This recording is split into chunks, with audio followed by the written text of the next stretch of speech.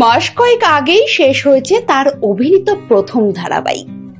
ধারাবাহিকের শেষ দিনে চোখের জলে ভাসতে দেখা গিয়েছিল মোহনা মাইতিকে।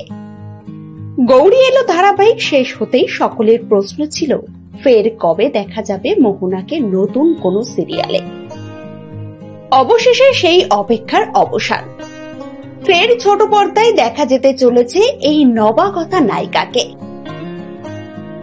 যে কথা এবার নিজেই জানালেন মোহনা। বিস্তারিত জানতে ভিডিওর শেষ পর্যন্ত যুক্ত থাকুন ইউনিক সার্চের সঙ্গে।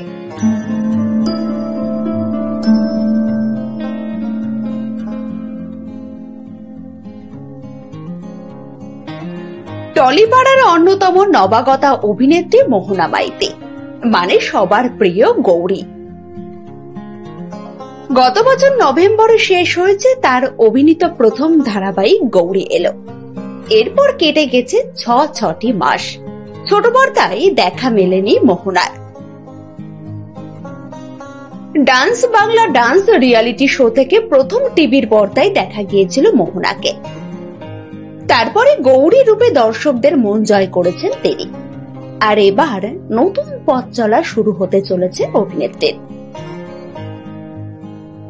সূত্রের খবর, টিভির পর্দায় ফিরছেন মোহনা মাইতি। জি বাংলার পর্দাতেই দেখা যাবে তাকে। সূত্রের খবর বলছে, বাংলা টকিজের আসন্ন মেগায় লিড চরিত্রে দেখা যাবে মোহনাকে।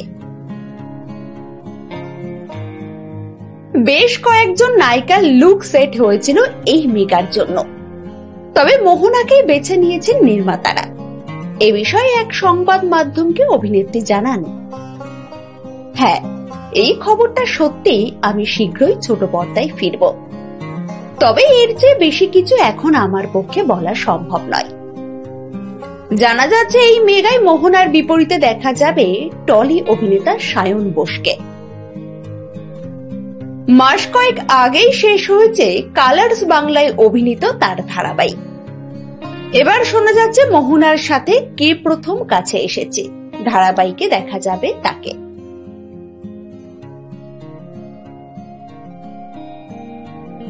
শুরুতেই জল্পনা শোনা গিয়েছিল বাংলা টকিজের নতুন মেগায় কেন্দ্রীয় চরিত্রে থাকছেন শ্রীতমা মিত্র।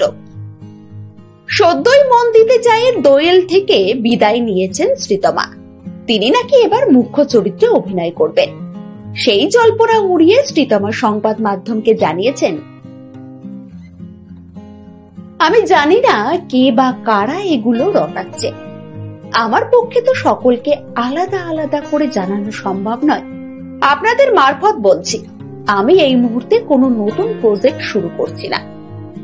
জানা যাচ্ছে ব্যক্তিগত কারণে অভিনয় থেকে অল্প কয়েকদিনের ব্রেক নিয়েছেন শ্রীতমা। তবে ইতিমধ্যেই নতুন সিরিয়ালের লুক সেট সম্পূর্ণ হয়েছে। শীঘ্রই মোহনাকে দেখা যাবে টিভির পর্দায়।